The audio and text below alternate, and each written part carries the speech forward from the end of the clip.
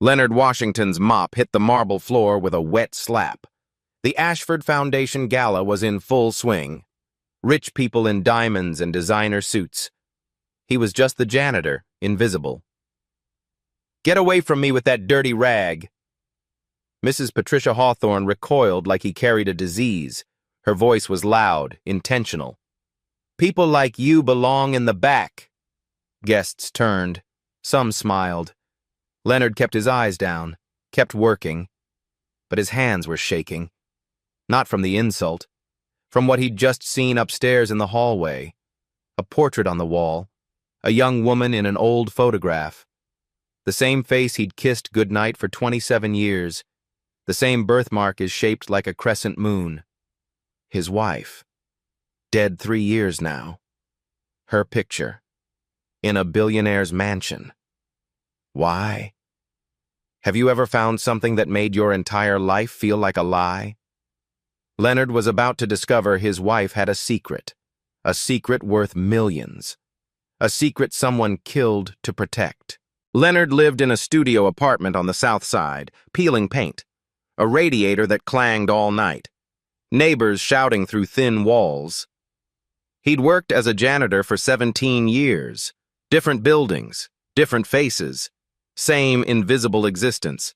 His wife, Marianne, had died 3 years ago. Lupus complications. The disease ate away at her for 2 years before it finally took her. They met in 1995 at a community center. She was teaching art to kids, paint on her hands. A smile that made him forget his own name. She had smooth brown skin and eyes that sparkled when she laughed. A birthmark on her left shoulder blade, shaped like a crescent moon.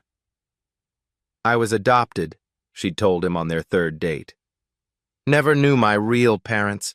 The foster system raised me." It never mattered to him. He loved her. That was enough. They got married 6 months later, a small ceremony. Just friends. No family on her side because she had none.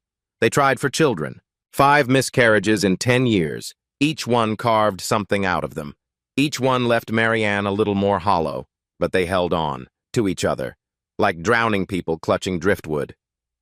After she died, Leonard kept her ashes on the dresser, her purple scarf draped around the urn. He talked to her sometimes. "Had a rough day, baby. But I'm still here. Still going." Tonight, he couldn't talk. His mind was spinning too fast. The photograph upstairs haunted him. Leonard had been called to cover an extra shift. The Ashford Foundation Gala. Big event. Big money. Double pay. He'd been mopping the 2nd floor. A restricted area. Guests weren't supposed to go up there. But Leonard had been told to clean before the VIPs took private tours. The hallway was lined with portraits. Family photos in expensive frames. The Ashford dynasty on display. Then he saw her. 3rd frame from the left. A young woman. Maybe mid-20s, 1980s fashion, big hair, a bright smile, Leonard's mop clattered to the floor. The face, the eyes, the way her smile lifted higher on the left side. And there, visible where the dress cut across her shoulder, a crescent-shaped birthmark. His hands shook as he pulled out his phone. His lock screen was Marianne. Their 10th anniversary photo. He held it up next to the portrait. Identical. The nameplate below read, Catherine Ashford, 1975 to 1998. Beloved daughter. Marianne was born in 1973. She died in 2022. But this woman, Catherine, died in 1998. How could they look exactly the same? How could they have the same birthmark in the same place? Leonard's heart hammered against his ribs. Downstairs, the gala continued. Malcolm Ashford stood at the podium. 68 years old. Silver hair is perfectly styled. Tailored tuxedo. A man who commanded rooms just by entering them. One of Chicago's wealthiest men. Real estate empire. Tech investments. Pharmaceutical companies. His foundation donated millions every year. Schools. Hospitals. scholarships for kids who couldn't afford college. The press called him Chicago's conscience. People loved him. But Leonard noticed something else. The way Malcolm's smile didn't quite reach his eyes, the slight tremor in his hand when he raised his champagne glass, the way he glanced toward the staircase, toward where that portrait hung. His expression shifted. Just for a second. Grief or guilt. After his speech, Malcolm retreated to a private study. Leonard passed by with his cleaning cart. The door was slightly open. Through the gap, Leonard saw the billionaire sit heavily in a leather chair, head in his hands. "Catherine," Malcolm whispered to the empty room, "I'm so sorry." Leonard couldn't leave it alone. During his break, he sat in the service corridor, pulled out his phone, searched for Catherine Ashford. News articles from 1998 appeared. Tragic death of Ashford heiress. Malcolm Ashford mourns only child. Catherine Ashford, only daughter of Malcolm and his late wife Eleanor, died in a car accident at age 25. No survivors. Private funeral. Estate sealed. Leonard scrolled deeper. A smaller article from the Chicago Tribune. May 1997. Ashford daughter estranged. Sources report family rift over secret relationship. The article was vague, mentioned unconfirmed reports of Catherine dating someone her family didn't approve of. No names. Leonard's pulse quickened. Catherine died in 1998. Mary Ann was adopted as a baby. The record said she was born in 1973, found abandoned at a hospital in Springfield. But what if the records were wrong? What if Catherine wasn't just some random woman who looked like Mary Ann? What if they were connected? Leonard stared at the photo on his phone. Mary Ann smiling at the beach, the crescent moon birthmark visible on her shoulder.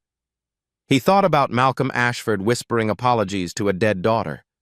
He thought about the locked study, the sealed estate, the vague news articles. Something had been hidden. Something big. And somehow, his wife was part of it. This was one of those real-life stories that seemed impossible. A black janitor finding his dead wife's face in a billionaire's mansion. The kind of touching stories that changed everything. Leonard didn't know it yet, but he was about to uncover one of the darkest life stories Chicago had ever buried. Leonard volunteered for night shifts at the Ashford Foundation offices. Better pay, they told him. Fewer people around. Easier work. That wasn't why he did it. He needed access. The foundation occupied a historic building downtown. Marble columns, mahogany panels, oil paintings of dead Ashfords watching from every wall. Old records were kept in the basement archive. 3 rooms full of filing cabinets and cardboard boxes. Decades of paperwork nobody looked at anymore. Leonard made friends with Doris, the elderly records clerk. She came in twice a week to organize old files. He brought her coffee, asked about her grandchildren, listened to stories about her late husband. After 3 weeks, she trusted him. "Can you help me move these boxes? My back isn't what it used to be." "Of course, Miss Doris. Happy to help." She let him into the archive alone sometimes, just to reorganize, just to make space. Leonard waited until she left. Then he started searching. Personal files, medical records, legal documents. Everything is labeled 1990s. His hands shook as he opened each box. His heart pounded so loud he was sure someone would hear. Then he found it. A box marked Personal 1990s. Ashford family. Inside were medical records, hospital bills, psychiatric evaluations, all concerning Catherine Ashford. Leonard pulled out his phone, started taking pictures. His hands trembled so badly the first few came out blurry. May 1997. Catherine Ashford hospitalized for nervous breakdown. But buried in the clinical notes, a different diagnosis. Postpartum depression. Postpartum meant after giving birth. Catherine had a baby. Leonard's breath caught in his throat. He kept reading, kept photographing. April 1997. Birth certificate. Catherine Ashford gave birth to a daughter. Father's name, Terrence Mitchell. Occupation, musician. April through May 1997. Court documents. Malcolm Ashford petitioned for medical conservatorship over his daughter, claiming she was unfit to care for herself. June 1997. Adoption papers. Handwritten notes in the margins. She's crying. Says they're forcing her. Won't stop asking for her baby. Leonard's vision blurred. He blinked back tears. Catherine had a baby. A daughter. Born April 8, 1997. Marianne's adoption papers said she was born April 9, 1973. But what if that was a lie? What if someone changed the date? Changed the records?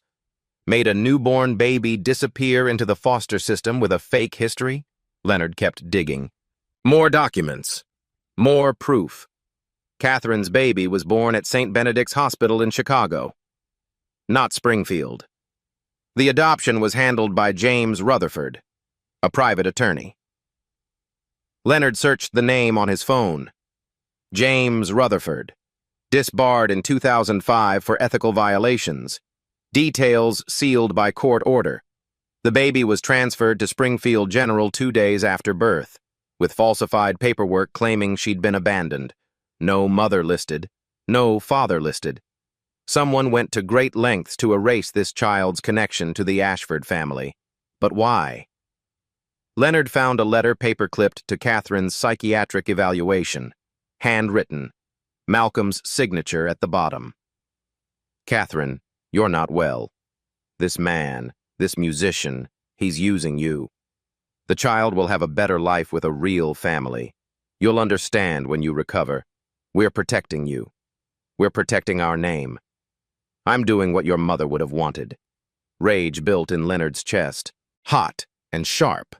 They took Catherine's baby. They erased her existence. They convinced a young mother, or forced her, to give up her child.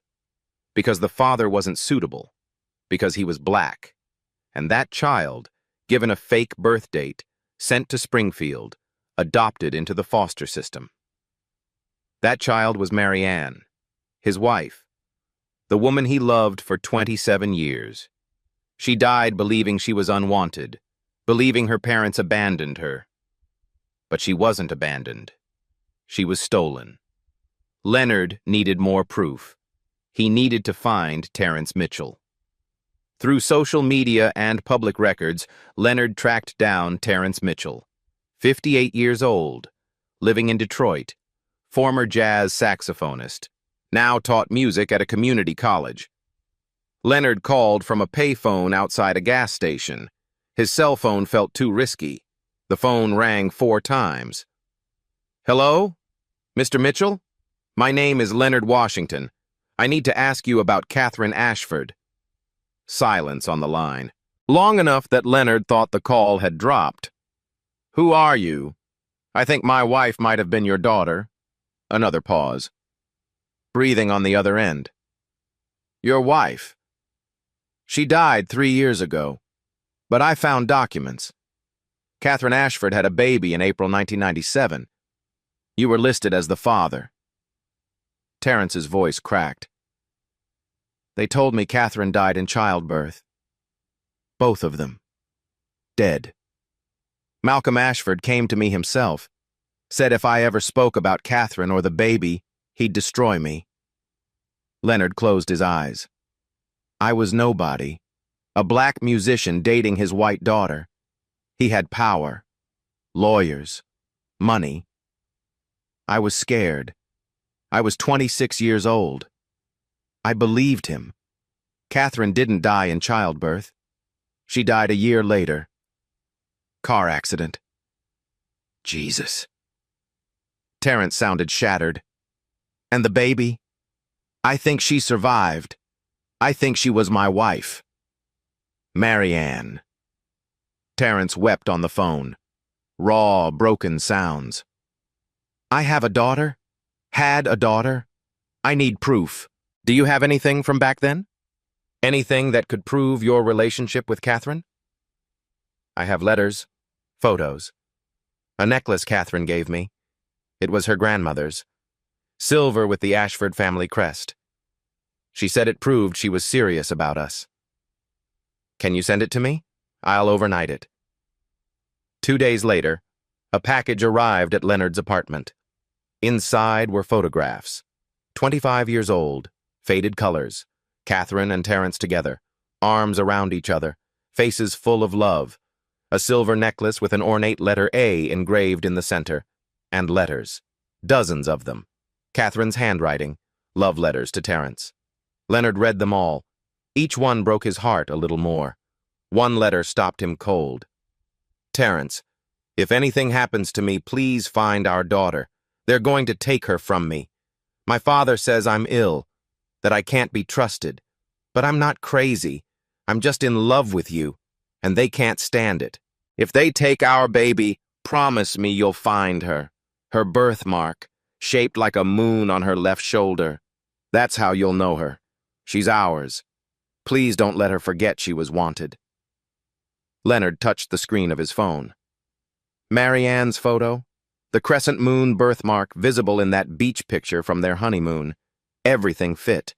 The dates, the birthmark, the circumstances. Marianne was Catherine Ashford's daughter, Malcolm Ashford's granddaughter, an heiress, stolen from her mother and erased. And Leonard was her husband, which meant he had standing, legal standing to challenge what was done. But he couldn't go to the police. Not yet. Malcolm Ashford had too much power, too many connections. He needed irrefutable proof. He needed public pressure. Leonard contacted Simone Tucker, an investigative journalist, known for exposing corruption among Chicago's elite.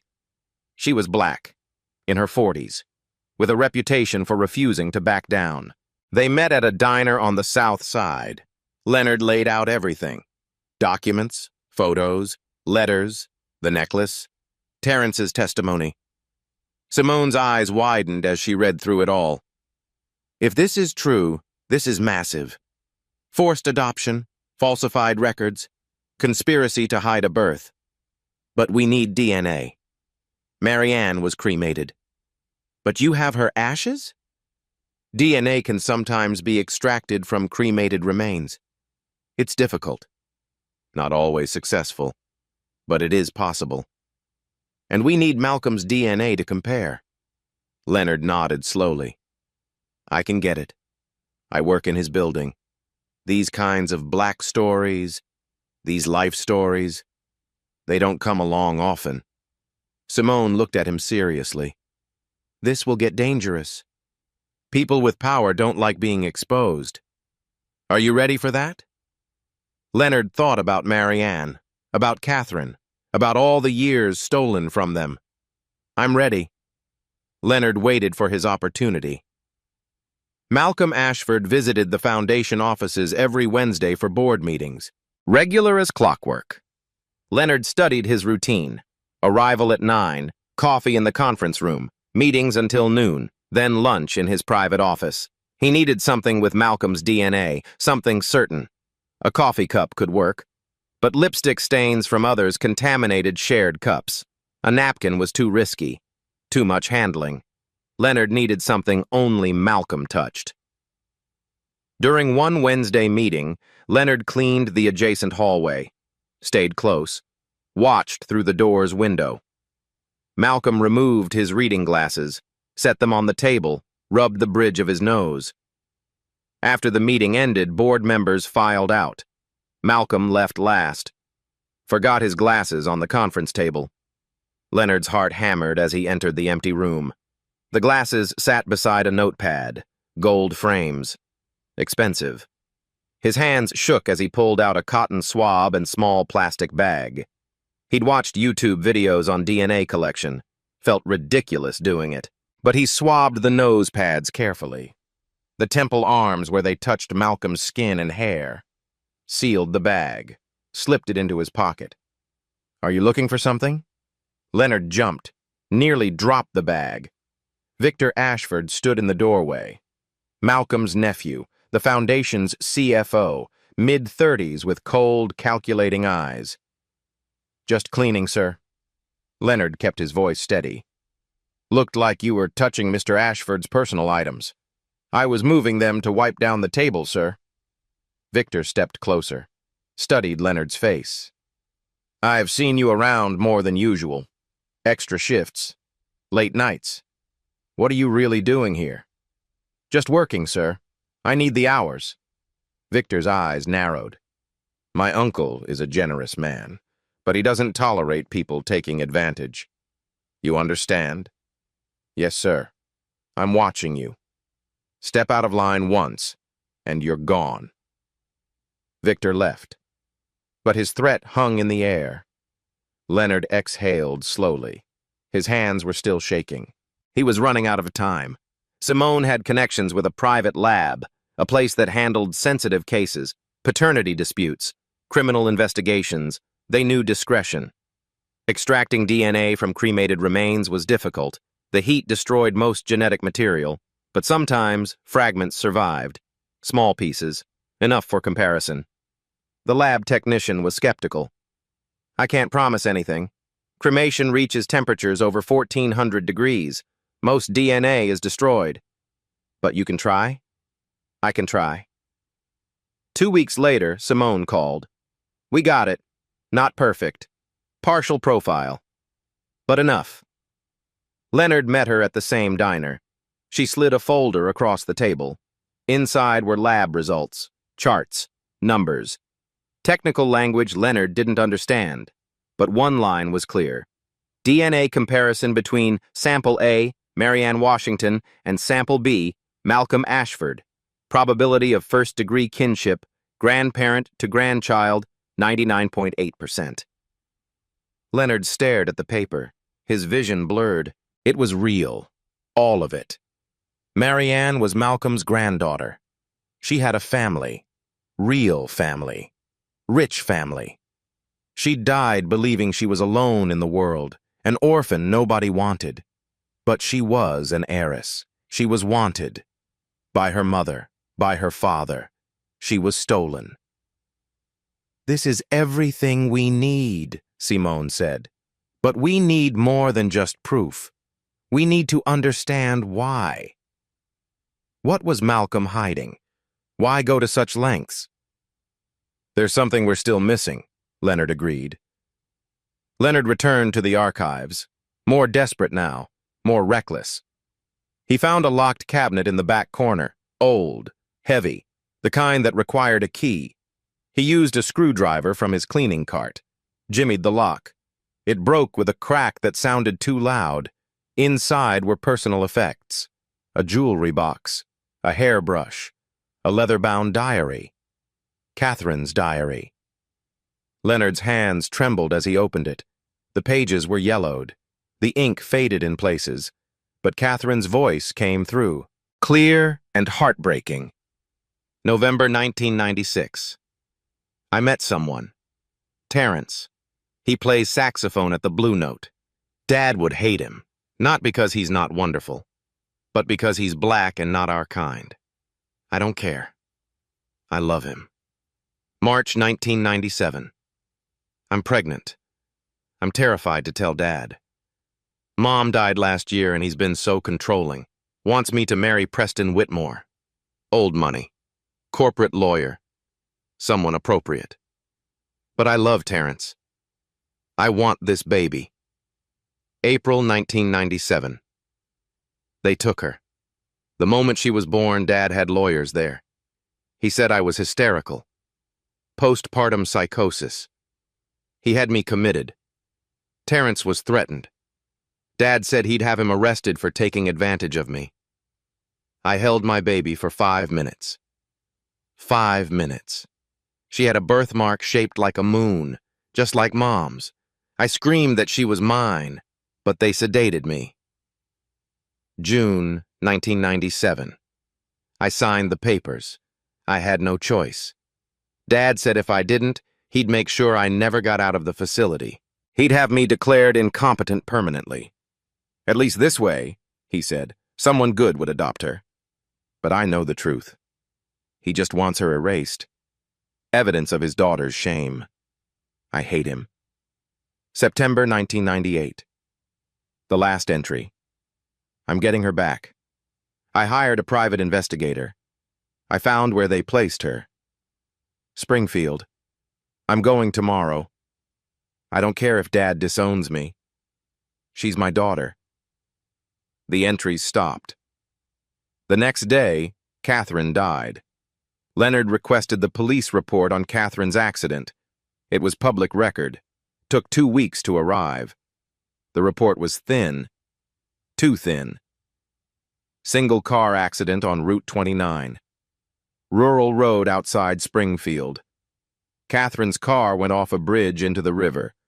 Ruled accidental. High speed. Possible weather conditions. But details stood out. No skid marks on the road. No sign Catherine tried to brake. The investigating officer noted anomalies in his initial report, but was overruled by his supervisor. No follow-up investigation was ordered. The supervising officer retired 6 months later, bought a vacation home in Florida, cash purchase. Simone dug deeper into that officer's background. He had connections to James Rutherford, Malcolm's disbarred lawyer. They'd worked together on several cases in the 90s. This wasn't an accident, Simone said. They killed her. We can't prove that, Leonard cautioned. The timing? She finds out where her daughter is. She's driving to get her. And suddenly she's dead? A cop with connections to Ashford's lawyer shuts down the investigation? Leonard felt cold. Malcolm killed his own daughter? Or had it done? To protect his reputation, to keep the scandal buried. These are the kind of touching stories that sound impossible. But Leonard was learning that the powerful wrote their own truths. These real-life stories, the ones about injustice and corruption, happen every day. That night, Leonard came home to find his apartment door kicked in. Inside was chaos. Furniture overturned. Drawers emptied, clothes scattered, but his TV was still there, his laptop untouched. What was missing? Marianne's ashes. The urn from the dresser. Gone. Leonard's blood ran cold. They were eliminating evidence. His phone rang. Unknown number. Mr. Washington. Victor Ashford's voice. Smooth. Threatening. You've been digging where you don't belong. This is your warning. Drop whatever you think you've found, or things will get much worse. You broke into my home. You stole my wife's remains. I have no idea what you're talking about. But I will say this. Accidents happen. Catherine Ashford learned that. Your wife learned that. You could too. The line went dead. Leonard stood in his ransacked apartment, hands shaking with rage and fear. But Simone had copies of everything. The documents, the photos, the DNA results. They couldn't erase it all. Not anymore. Leonard and Simone decided they couldn't wait anymore. Victor's threats meant time was running out. If they are delayed, evidence might disappear. Witnesses might be silenced. They had to go public. Now. Simone published her investigative report online at midnight on a Thursday. Her website, her reputation behind every word. The headline, The Billionaire's Secret, How Malcolm Ashford Erased His Granddaughter. The article laid out everything. DNA evidence proving Marianne Washington was Malcolm Ashford's granddaughter. Catherine's diary entries. Forged adoption documents. Terrence's testimony about being threatened and lied to. Questions about Catherine's suspicious death. The corrupt police investigation. The disbarred lawyer. And photos. Catherine and Terrence together. The silver necklace. Marianne's face next to Catherine's portrait. The resemblance was undeniable. Within 2 hours, the story went viral. By morning, Ashford's scandal was trending nationwide. News outlets picked it up. CNN, MSNBC. Local Chicago stations camped outside the Ashford Foundation. The story touched every nerve. Race, class, power. A black man's wife, an heiress stolen as a baby. Erased because her father was black. People were outraged. Leonard did interviews. His face was suddenly everywhere. Network television, podcasts, news websites. "I just want the truth," he said on camera. "My wife died believing she was nobody. But she was somebody. She mattered." Protesters gathered outside the Ashford Foundation. Some held signs supporting Leonard. Justice for Marianne. Others supported Malcolm. Innocent until proven guilty. But Malcolm Ashford fought back. Hard. Within 48 hours, his legal team struck. They held a press conference. Malcolm's lawyer spoke first. Distinguished. Silver-tongued. Expensive suit. These allegations are based on contaminated evidence and a desperate man's fantasy. Mr. Washington is a janitor with financial problems. He sees an opportunity to extort money. They claim the DNA evidence was fabricated. Too convenient. They produced Catherine's death certificate, her psychiatric records, argued she was emotionally unstable. Her diary is unreliable. They painted Leonard as a con artist. Nobody is trying to get rich. Then they revealed Marianne's old criminal record, a shoplifting charge from her 20s. Dismissed. But they made it sound significant. They even questioned Leonard and Marianne's marriage, implied he married her knowing she might have money. The media became divided. Some supported Leonard, others questioned his motives. Leonard received death threats. Reporters camped outside his apartment. For safety, Leonard moved to Detroit, stayed with Terrence. Meeting his father-in-law under these circumstances felt surreal. Terrence opened the door, looked at Leonard with red-rimmed eyes, and embraced him. "We're family now. We fight together." They stayed up late that night, sharing stories about Marianne, about Catherine. These life stories, these black stories about survival and injustice, they bonded people together. Just when momentum seemed to shift against them, help came from an unexpected source. An encrypted email arrived in Simone's inbox. Subject: "I was Catherine's doctor. I need to speak with you." Simone arranged a meeting, a coffee shop outside Chicago. An elderly woman arrived, 70s, gray hair, tired eyes. "Dr. Patricia Holbrook, retired psychiatrist. I treated Catherine Ashford in 1997. What Malcolm Ashford did was criminal. And I've lived with that guilt for 25 years. She explained everything.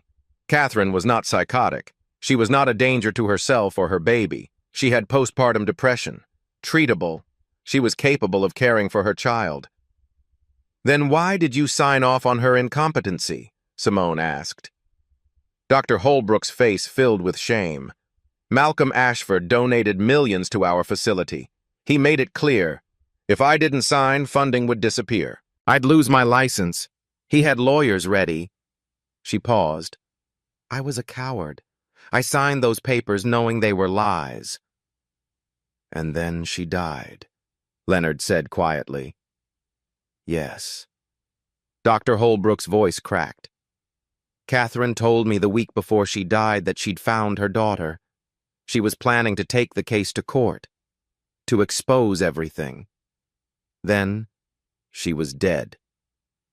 Dr. Holbrook provided documents, her original psychiatric notes, internal facility memos showing Malcolm's financial pressure, records of meetings with Catherine. "Why come forward now?" Leonard asked. "I'm dying. Cancer. 6 months. Maybe less." Dr. Holbrook looked at him with fierce determination. "I won't meet my maker knowing I let this stand. Malcolm Ashford destroyed that young woman and her child. He needs to face justice." Her testimony changed everything. The media coverage shifted back toward Leonard. The pressure on Malcolm became unbearable. His foundation board demanded answers. Donors pulled funding. Business partners distanced themselves. Malcolm Ashford called a press conference. Leonard, Simone, and Terrence watched from the audience, surrounded by cameras. Malcolm stood at the podium. He'd aged dramatically. His hands shook. His face was pale. "I want to address the allegations, and I want to tell the truth." The room fell silent. Malcolm's voice cracked. Catherine was my daughter, my only child. After my wife died, I became controlling. When Catherine fell in love with Terrence Mitchell, I couldn't accept it. He paused. Not because of who Terrence was. I never gave him a chance. I couldn't accept it because he didn't fit my image of Catherine's future. I was wrong. Leonard leaned forward. When Catherine became pregnant, I panicked. Malcolm continued. I saw a scandal. Shame. So I did something unconscionable. I used my power, my money. I had Catherine committed. I forced her to give up her child. I falsified adoption records. I erased my granddaughter's existence. Gasps rippled through the crowd. But I didn't kill Catherine. Malcolm's voice broke completely. God help me, I didn't. Her death was an accident. I've wondered if it was suicide, if my actions drove her to it. But I swear I didn't kill her. Tears ran down his face. I've lived in hell for 25 years. I built this foundation, gave away millions, trying to atone. But nothing brings Catherine back. Nothing gives Marianne the family she deserved. He looked directly at Leonard. Mr. Washington, your wife was my granddaughter. She deserved to know her mother. I stole that from her. I stole it from you. I'm deeply, profoundly sorry. The room erupted, but Simone wasn't satisfied. That night at Terrence's house, she told Leonard, something's off. Malcolm confessed to the forced adoption, but he was careful about Catherine's death. He said I didn't kill her. She wasn't killed. What are you saying? Leonard asked. I'm saying Malcolm might not have killed Catherine, but someone did. And Malcolm might know who. Simone pulled out her laptop, started researching Victor Ashford. Look at this. Victor joined the family business in 1998, right after Catherine's death. Before that, struggling insurance salesman, debts, drinking problem. So, Catherine's death made Victor's future possible. Simone turned the laptop. With Catherine gone, Victor became Malcolm's heir. Leonard's stomach dropped. Victor had a motive. Victor had an opportunity. Victor broke into Leonard's apartment, stole Marianne's ashes, threatened him. We need to prove it, Leonard said, and I think I know how. Simone smiled grimly. Malcolm confessed to protect his legacy. But will he protect his nephew? We need to make him choose. Simone dug into Victor Ashford's background. Malcolm's nephew, son of Malcolm's deceased brother Richard, raised in the Ashford family after his father died young. But the timeline revealed something interesting. Before 1998, Victor was nobody special. Insurance salesman in the suburbs, mediocre at best. Credit card debt, 2 DUIs, a failed marriage. Then Catherine died in September 1998. By October, Victor joined the Ashford Foundation. Entry-level position at first, but he climbed fast. Within 5 years, he was CFO. Malcolm's right hand, the heir apparent. Catherine's death didn't just happen to benefit Victor. It made his entire future possible. Simone found more connections, financial records from 1998, a payment of $50,000 from a shell company to Victor. The same shell company later linked to the corrupt police officer who investigated Catherine's accident. Victor had paid someone. The question was, what for? Simone brought this to Dr. Holbrook, the psychiatrist who'd treated Catherine. Do you remember anything about Victor visiting Catherine at the facility? Dr. Holbrook thought for a moment. Yes, actually. He came the week before she died. Catherine mentioned it during our session. Said he was acting strange, asking questions about what she planned to do, who she'd told about finding her daughter. What did Catherine say about it? She said Victor seemed nervous, almost scared, like he had something to lose. Everything clicked into place. Victor knew Catherine was going to expose the forced adoption, which would destroy Malcolm's reputation, which would destroy Victor's future with the family. So he stopped her. Permanently. Leonard demands a meeting with Malcolm. Against his lawyer's advice, Malcolm agreed. They met at the mansion, the same place where this all began. Leonard stood in Malcolm's study. The old man looked diminished, smaller somehow. "You know Victor killed Catherine," Leonard said. "No preamble, no politeness." Malcolm's face crumbled. "I don't have proof, but you suspect. You've always suspected." Silence stretched between them, heavy and suffocating. "Victor came to me the day after Catherine died." Malcolm's voice was barely a whisper. He was shaken, kept saying it was an accident, that he'd just tried to talk to her, that she swerved, that he didn't mean for it to happen. Leonard's hands clenched into fists. "I thought he was in shock." Malcolm continued. "But then details didn't add up. Catherine was an excellent driver. The road was dry that night, no other cars involved, and Victor had scratches on his hands, on his face, like someone had fought him, and you covered for him. He's my brother's son." Malcolm looked up with hollow eyes. "Richard died when Victor was 12. I promised to take care of him, and Catherine was already gone. I couldn't bring her back, but I could save Victor. You let your daughter's killer walk free." Malcolm wept openly. "I told myself it was an accident, that Victor didn't mean it, that destroying his life wouldn't bring Catherine back. But I was wrong.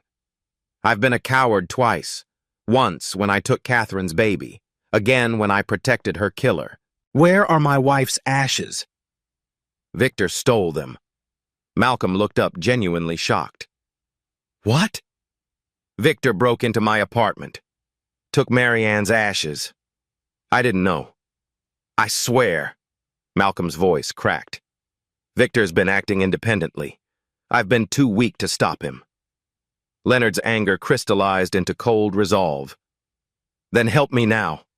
Testify against him. Give me evidence. Your daughter and my wife deserve justice." Malcolm nodded slowly. "I'll give you everything. Financial records, communications. I'll testify. Victor needs to answer for what he did." Leonard and Simone worked with Detective Rashida Coleman, one of the few cops they trusted, a black woman who'd fought her way up through a corrupt department. They set up a sting operation. Malcolm called Victor to his office, wearing a wire. Leonard and police listened from an adjacent room through headphones. "Victor, we need to talk about Catherine." Malcolm's voice sounded tired. "Old. What about her?" Victor's response was cautious. "The Washington case? The journalist? They're asking questions about her death. It was an accident. The report says so. I know what the report says. I paid for what it says. But I need to know the truth, Victor. What really happened that night? Uncle Malcolm, we've been through this. Did you kill her?" Silence. Leonard held his breath. She was going to destroy everything. Victor's voice turned hard, sharp. She was going to expose the adoption, drag the family through the mud, everything you and my father built. She was going to tear it down for some bastard child with a black father. So you killed her. "I didn't mean to."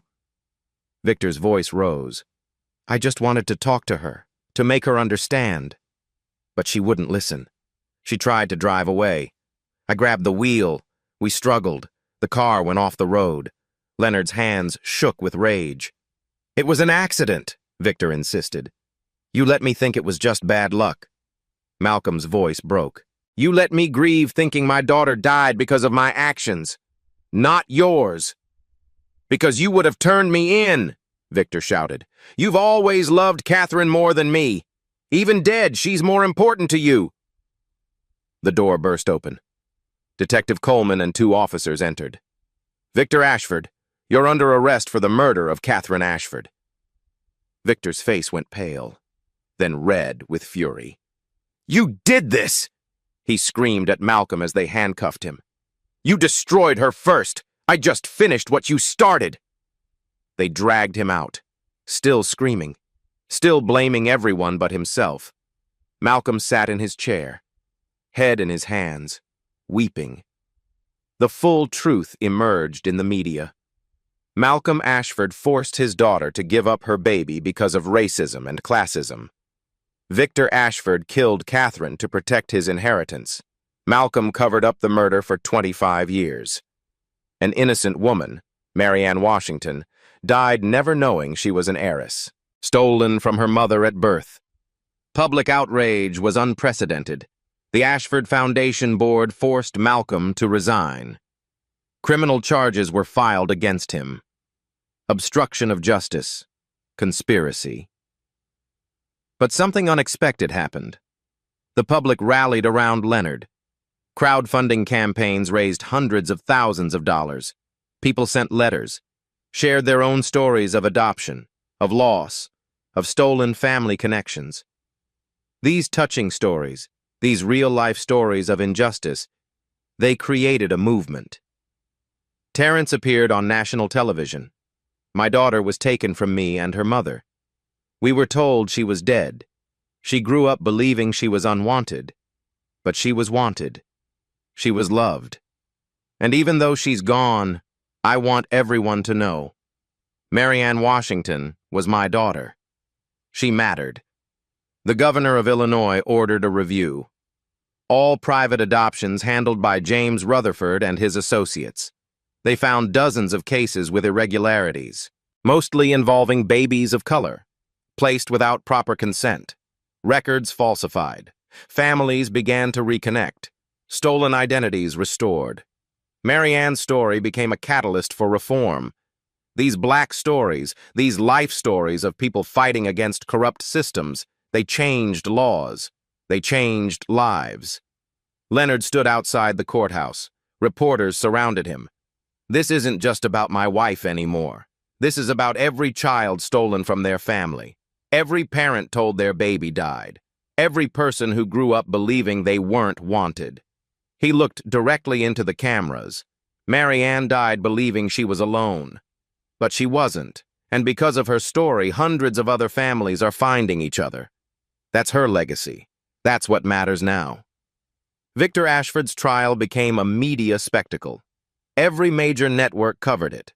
Cameras lined up outside the courthouse. Protesters held signs. Justice for Catherine. Justice for Marianne. The prosecution presented overwhelming evidence. Malcolm's recorded confession. Victor admitted he grabbed the wheel. That they struggled. That the car went off the bridge. Financial records showing Victor paid the corrupt police officer $50,000 to falsify the accident report, to shut down the investigation. Dr. Holbrook testified, explained how Catherine was planning to expose the truth, how Victor had visited her days before she died, acting nervous, asking questions. Forensic experts re-examined the accident scene. 25 years later, but some evidence remained. Scratch marks inside Catherine's car, on the steering wheel, on the dashboard, consistent with a struggle. Catherine's autopsy showed defensive wounds, scratches on her hands, bruises on her arms. The original report had noted these, but the supervising officer ruled them irrelevant, caused by the crash itself. Now they told a different story. Catherine fought back. She fought for her life. Victor's defense argued the heat of passion, that he never intended to kill her, that it was manslaughter at worst, an accident during an argument, but the prosecution proved premeditation. Victor knew where Catherine was going. He followed her. He stopped her car on that isolated road. He didn't accidentally bump into her. He hunted her down. Then Leonard took the stand. The courtroom fell silent as he walked to the witness box. He wore a simple suit, the only suit he owned, bought for Marianne's funeral. Your Honor, members of the jury. Leonard's voice was steady, strong. I never met Catherine Ashford. I never met my wife's mother. But I knew her daughter. He paused, looked at the jury. Marianne Washington was the kindest person I ever met. She taught art to children who couldn't afford supplies. She bought them herself. She volunteered at homeless shelters. She fostered elderly dogs nobody else wanted. His voice grew stronger. And she died believing she was nobody. That her parents didn't want her. That she was abandoned like trash. But that was a lie. A lie Victor Ashford helped create. A lie he killed to protect. Leonard turned to look at Victor. The defendant sat stone-faced, refusing to meet his eyes. Victor Ashford didn't just kill Catherine. He killed any chance Marianne had of knowing her mother. He stole 25 years of family. He stole grandparents, a father, cousins, a legacy. He didn't just take one life, he took two. The courtroom was completely silent. Marianne died of lupus complications, but she had no family medical history to warn her. Catherine's family has a history of autoimmune disorders. If Marianne had known, she might have sought treatment earlier. She might have caught it sooner. Leonard's voice broke slightly. She might still be alive. He looked back at the jury. Victor Ashford killed my wife twice. Once when he murdered her mother, and again when he ensured she'd never know the medical history that could have saved her life. When Leonard stepped down, there wasn't a dry eye in the courtroom. The jury deliberated for 3 hours. Leonard sat in the hallway with Terence and Simone, waiting. His leg bounced nervously. "They'll do the right thing," Terence said quietly. "They have to." The bailiff came out. The jury reached a verdict.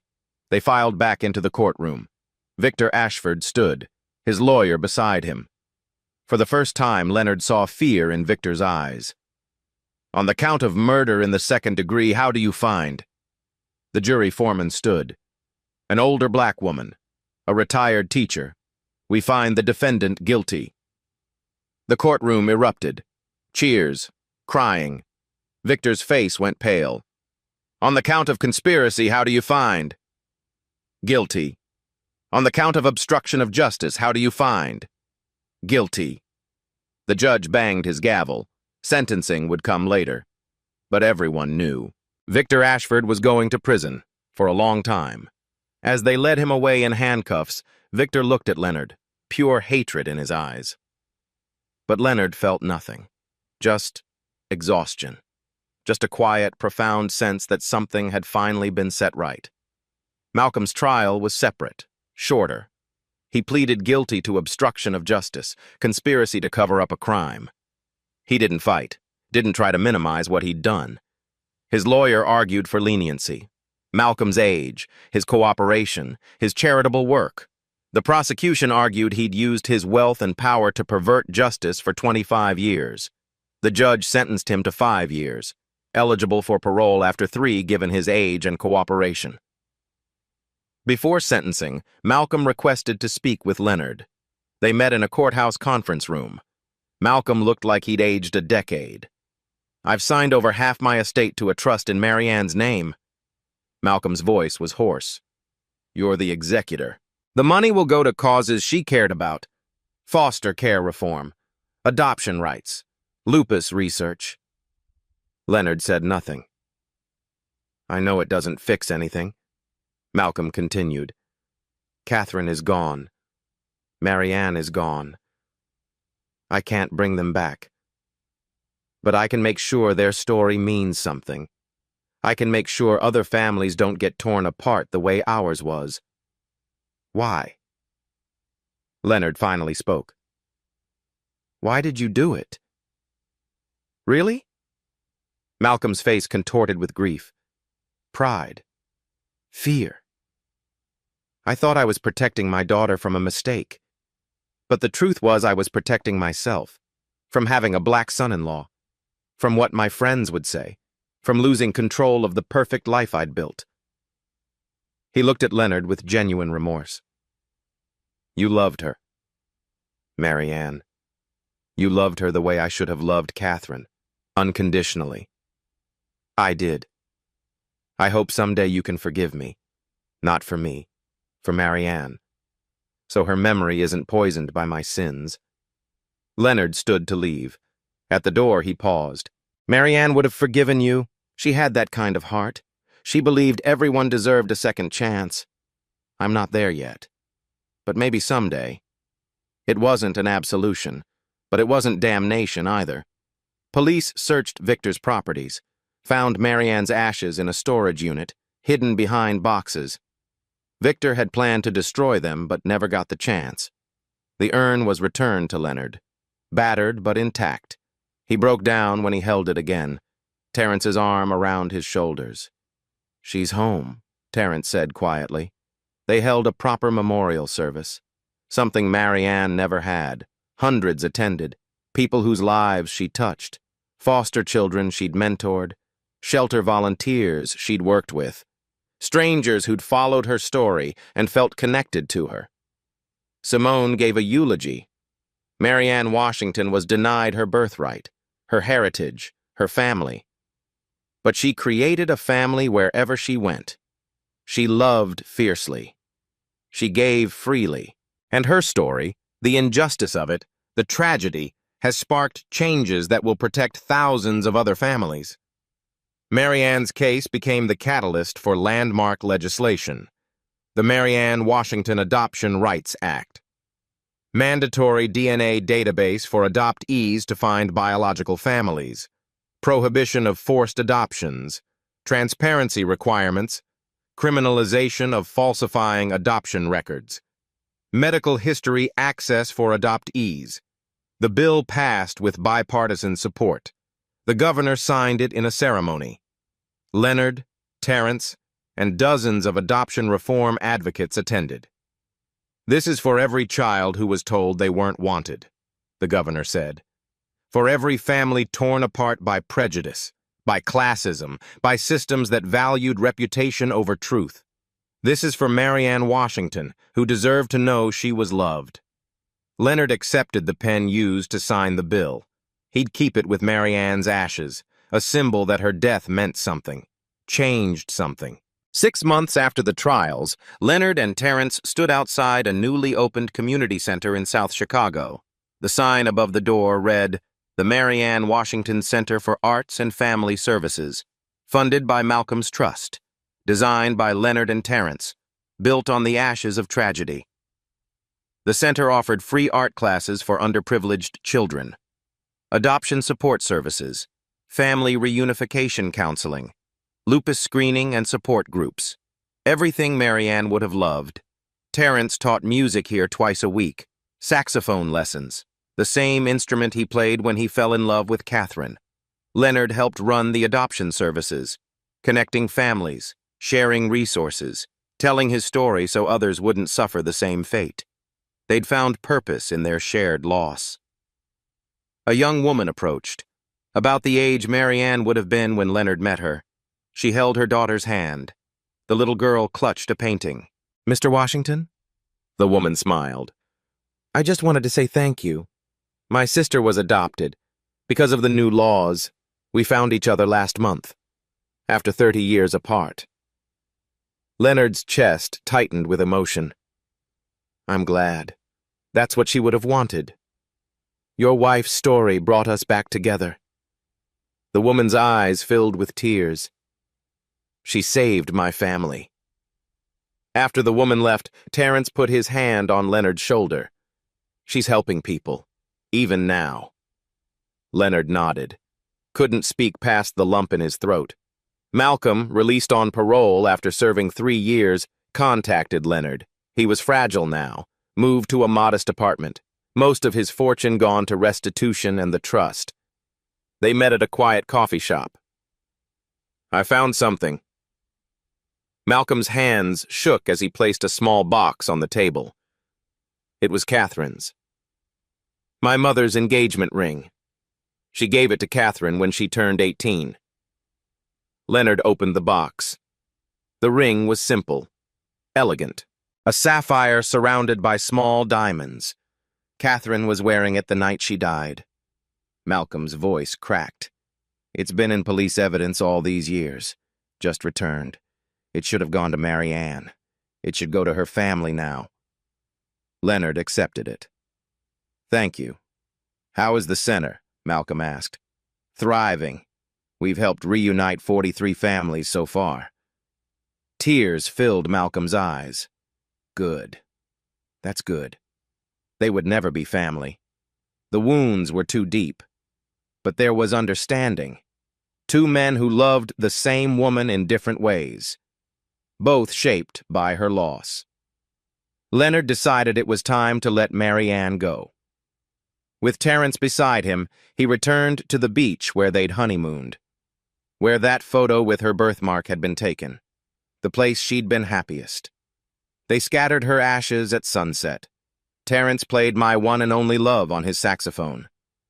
The wind carried the notes across the water, carried Mary Ann away. She knew she was loved, Leonard said quietly. By us. That's what matters. Terence finished playing. Do you think she knows? About all of this? About Catherine? I hope so. I hope wherever she is, she knows her mother loved her, her father loved her. She wasn't abandoned, she was stolen. There's a difference. There is. Terence agreed.